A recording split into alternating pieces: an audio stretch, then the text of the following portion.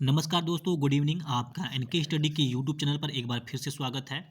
दोस्तों, आज के इस वीडियो में हम बात करेंगे स्कोप ऑफ पब्लिक एडमिनिस्ट्रेशन अर्थात पोस्ट कॉर्ब के बारे में बात करेंगे। जानेंगे पोस्ट कॉर्ब संबंधित आखिर उन सब का जो है फुल फॉर्म क्या है, अर्थात जो पोस्ट कॉर्ब सात सात एलिमेंट से जो मिल के बना है उसका फुल फॉर्म जानेंगे, तथा साथ ही साथ जानेंगे कुछ महत्वपूर्ण पुस्तकों के बारे में जानेंगे।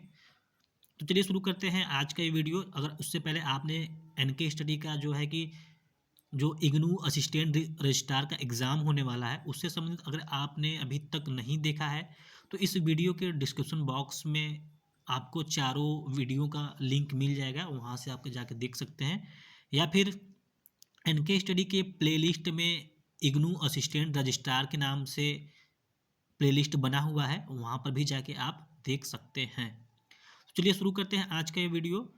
There are two approaches to public ad objectives, the POSDCORB approach and the content approach. तो यहाँ पे कह रहा है कि देयर आर टू अप्रोचेस, यहाँ पे दो प्रकार के लोक प्रशासन में दो लोक प्रशासन के उद्देश्यों को लेकर दो उपागम है। और पहला जो उपागम है पोस्ट कॉर्ब उपागम है, और जो दूसरा उपागम है वस्तु उपागम है। तो इसमें हम लोग केवल पोस्ट कॉर्ब के विषय में जानेंगे।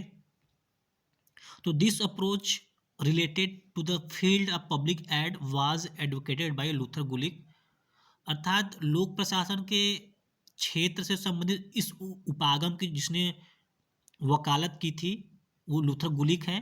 अर्थात लूथर गुलिक ने ही पोस्ट कॉर्ब की संकल्पना किया था।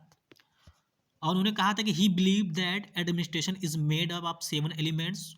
उनका विश्वास था कि, अर्थात उन्होंने कहा था कि, या वे मानते थे कि प्रशासन 7 तत्वों से बनता है। They have added these element to the first name. उन्होंने इस एलिमेंट को जो है कि सभी अक्षरों के फर्स्ट नेम से पोस्ट कॉर्ब जोड़ा, जिसका प्रत्येक वर्ण प्रशासन के एक तत्व को दर्शाता है।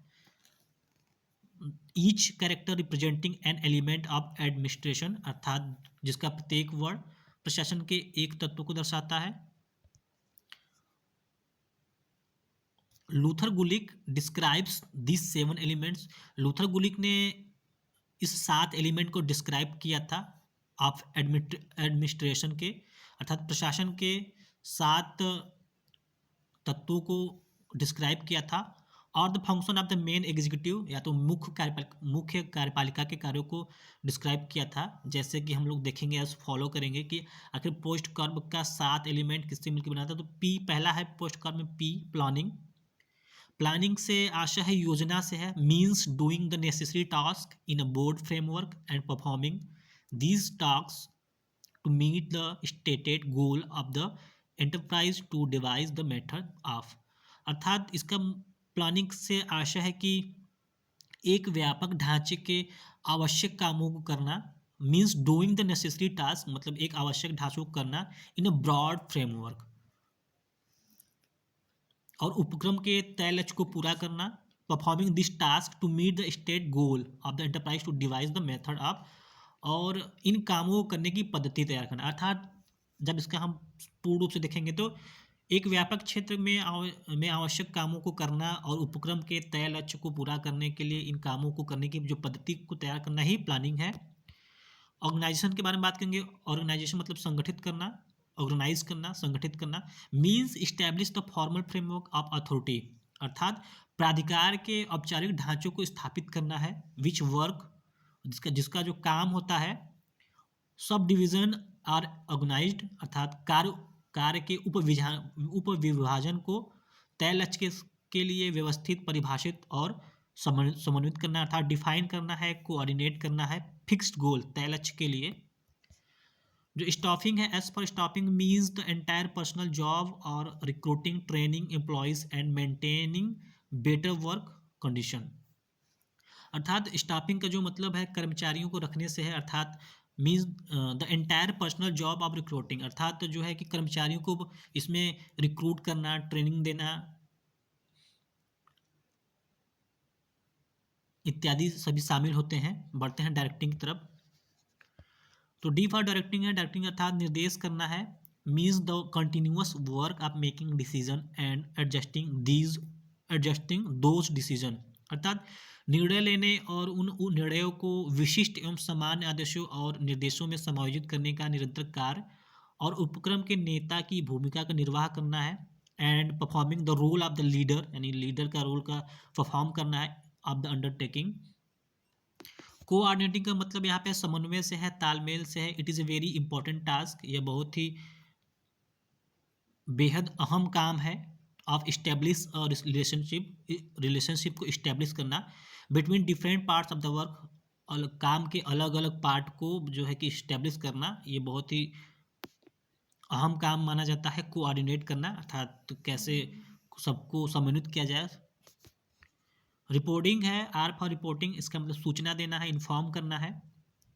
तो यहाँ पे जो है रिपोर्टिंग है means keeping those people responsible to whom the executive is accountable for the ongoing work, अर्थात उन लोगों को सूचित कर रखना है जिनके प्रति कार्यपालिका चल रहे कार्यों को लेकर जवाबदेह होती है। It contains records, research and investigation, ये जो है कि इसमें रिकॉर्ड होता है, शोध होता है और जांच होता है। टू कीप देमसेल्फ, और अपने आप को स्वयं को रखते हैं। And those working under them, जिनके अंतर्गत काम करने वाले को वो करते हैं। तो लास्ट है पोस्ट कार्ड में बजटिंग, अर्थात जो बजट है, budget banana. Everything that happens with budgeting in the form of financial planning, accounting and control. तो इसका आशा है वह सब कुछ जो वित्तीय नियोजन, हिसाब रखने और नियंत्रण रखने के रूप में बजट बनाने के साथ होता है, उसको बजटिंग कहलाते हैं।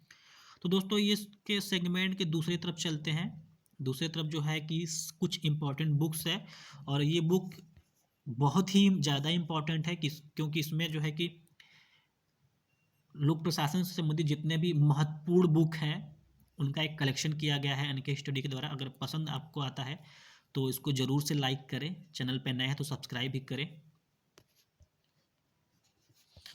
तो जो वुड्रो विल्सन है, वुड्रो विल्सन को लोक प्रशासन का जो है कि जनक कहा जाता है, उनको पिता माना जाता है।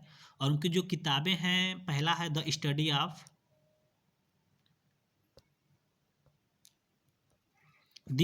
ऑफ एडमिनिस्ट्रेशन है, यहाँ पे टू जो है कि बीच में आ गया है, टाइपिंग एरर है। द स्टडी ऑफ एडमिनिस्ट्रेशन है 1887 में पब्लिश हुई थी। जो दूसरा बुक है कांग्रेशनल गवर्नमेंट है, जो 1995 में पब्लिश हुई थी। और जो तीसरा बुक है दी स्टेट है 1889। दोस्तों ये वुड्रो विल्सन कुछ महत्वपूर्ण बुक हैं जिनका कलेक्शन यहाँ पे एनके स्टडी द्वारा किया गया है। तो वुड्रो विल्सन की जो महत्वपूर्ण 3 बुक हैं उसमें से दी स्टडी ऑफ एडमिनिस्ट्रेशन है 1887, सेकेंड है कांग्रेशनल गवर्नमेंट है 1995, और थर्ड है द स्टेट 1889। अब बात करेंगे एफ.जे. गुडनॉ के बारे में। एफ.जे. गुडनॉ का जो महत्वपूर्ण बुक है पॉलिटिक्स एंड एडमिनिस्ट्रेशन है, जो 1900 में जो पब्लिश हुआ था। उसके बाद एल डी वाइट है। एल डी वाइट का जो महत्वपूर्ण बुक है introduction to the study of public ad, 1926 में ये पब्लिश हुई थी, introduction to the study of public ad. जो चौथा है principle of public ad, W.H. Willoughby का है, यहाँ पे द नहीं होगा। W.H. विलोबी का जो बुक है प्रिंसिपल ऑफ पब्लिक एड है 1927। दोस्तों आप अपने अनुसार जो है इसको याद कर सकते हैं किसी ट्रिकी द्वारा, और डेट जो ईयर दिया गया है उसको ज़रूर से याद रखें, क्योंकि जो है मैच करने के लिए डेट भी आ जाता है कि किस ईयर में ये पब्लिश हुआ था। तो चलते हैं F.W. टेलर के पास। टेलर का जो बुक है पहला अपीस रेट सिस्टम है 1895, शॉप मैनेजमेंट है 1903 में आया था। जो तीसरा है the art of cutting metals है 1906 में आया था। जो चौथा है the principle of scientific management 1911 में आया था। जो तीसरा है, जहाँ पे 3 लिखा है वहाँ पे 4 होना चाहिए था, जो the art of cutting metals, वहाँ पे तीसरा बुक है, टाइपिंग एरर है ये।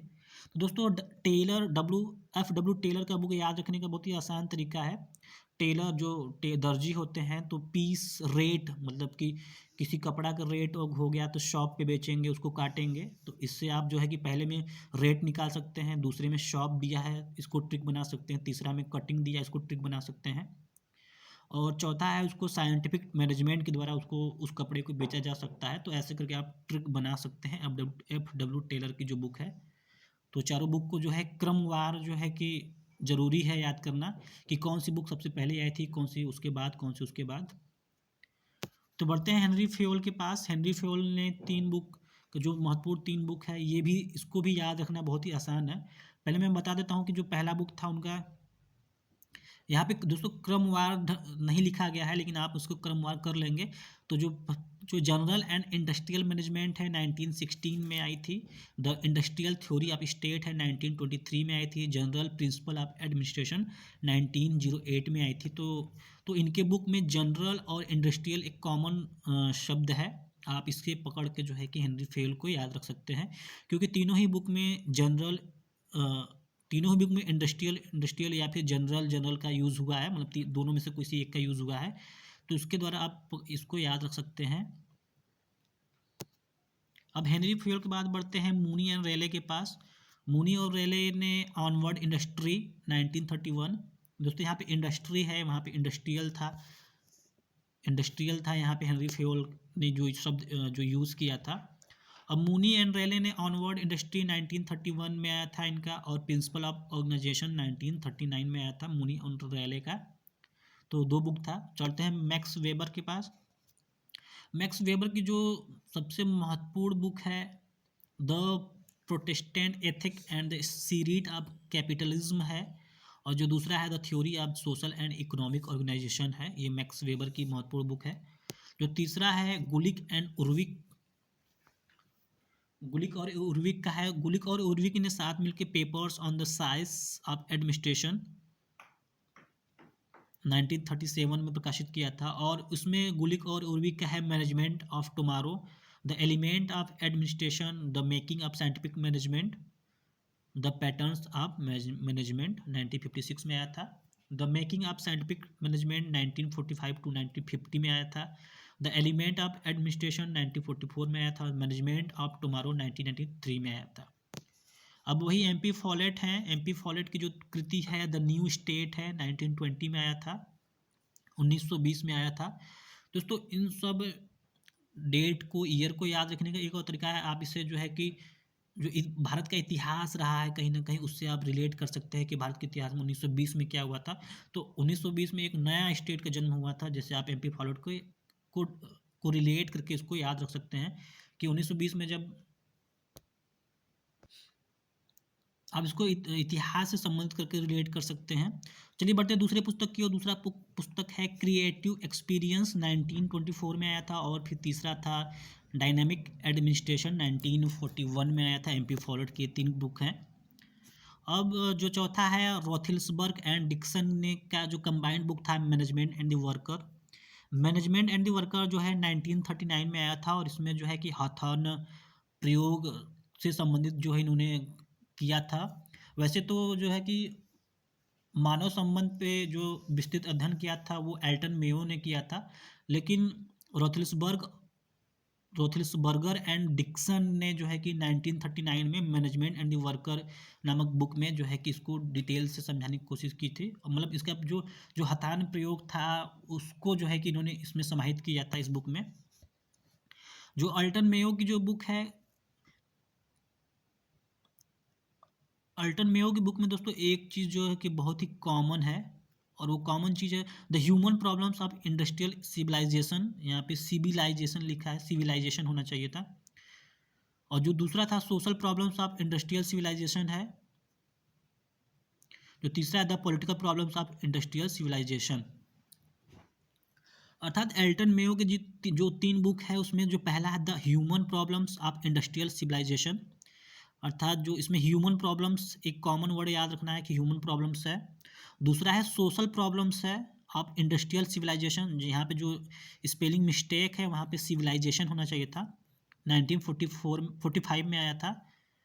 और जो तीसरा है the political problems of industrial civilisation है, 1947 में आया था। यहाँ पे 97 हो चुका है, 47 में आया था एल्टन मेयो का। जो तीसरा है एल्टन मेयो का 1997 है, 97 सही है यहाँ पे। जो पहला था 1933 में आया था, दूसरा 1945 में आया था, और तीसरा 1997 में आया था। और जो इसका तरीका है द ह्यूमन प्रॉब्लम्स है, ह्यूमन के स्थान पे सोशल प्रॉब्लम, सोशल रखना है, फिर उसके स्थान पे पॉलिटिकल रखना है, बाकी सब सारा चीज़ सेम इसमें है। और इसमें जो दूसरे नंबर की बुक है उसमें इंडस्ट्रियल सिविलाइजेशन होगा, यहाँ पे गलत टाइपिंग हुआ है।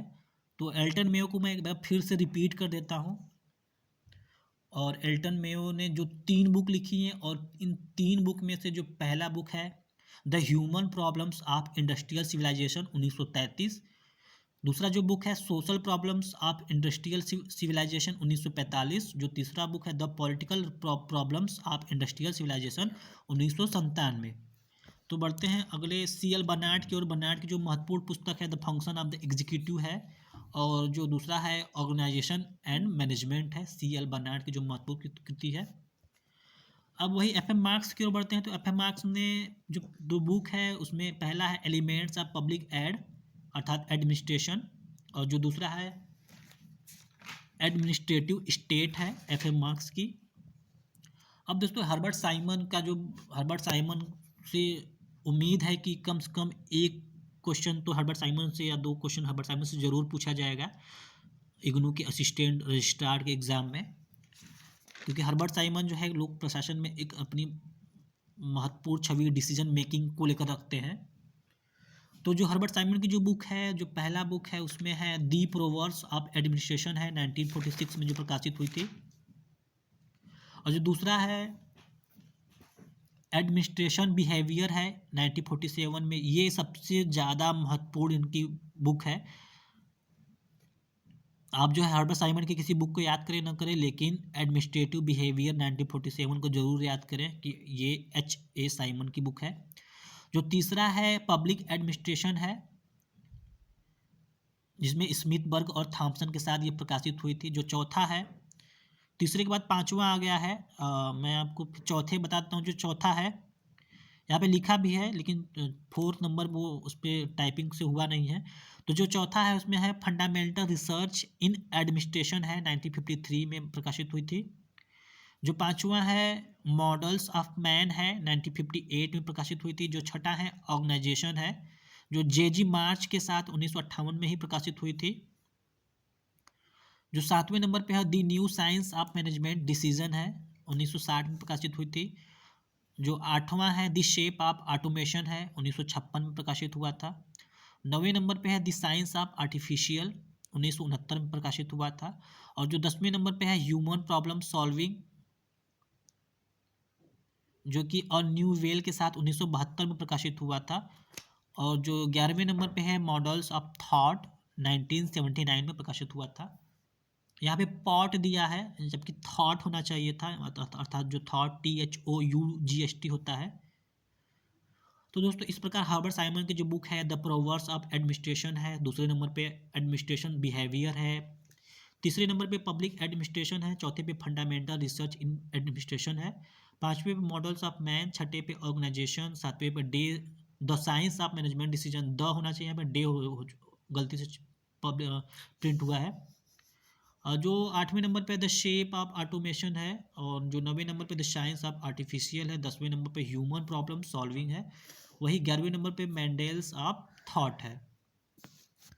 जो अगले हैं J.M. गॉस हैं। J.M. गॉस की जो महत्वपूर्ण कृति है उसमें पहले नंबर पे है रिफ्लेक्शन ऑन पब्लिक एड है, 1947 में प्रकाशित हुई थी।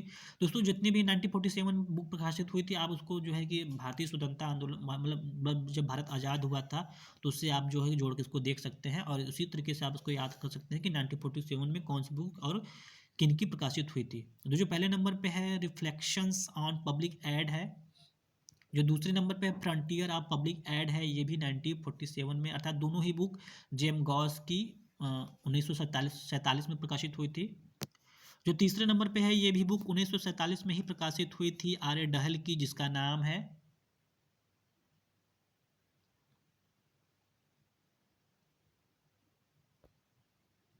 दोस्तों यहाँ पे फ्रंटियर नहीं होगा, फ्रंटियर के स्थान पे the science of public ad होगा। The science of public administration 3 problems इस बुक का नाम है, फ्रंटियर नहीं होगा। मैं रिपीट कर दे रहा हूँ, जो R.A. डहल की जो बुक है उसका नाम है the science of public administration 3 problems, जो कि 1947 में ही प्रकाशित हुआ था। अब मास्लो क्यों चलते हैं, ए मास्लो की जो महत्वपूर्ण कृति है dynamic theory of human motivation है। तो दोस्तों जो मास्लो की जो कृति है उसमें जो दोनों किताब लिखा है उसमें मोटिवेशन शब्द का यूज़ हुआ है। तो जो पहला है dynamic theory of human motivation 1943 में प्रकाशित हुआ है, और जो दूसरा है मोटिवेशन एंड पर्सनालिटी 1950 में प्रकाशित हुआ है, 1954 में प्रकाशित हुआ है। चलते हैं डी मैकग्रेगर के यहाँ। डी मैकग्रेगर ने जो है कौन सी बुक प्रकाशित की है देख लेते हैं। तो इसमें पहले नंबर पे है the human side of enterprise 1960 में प्रकाशित हुई थी।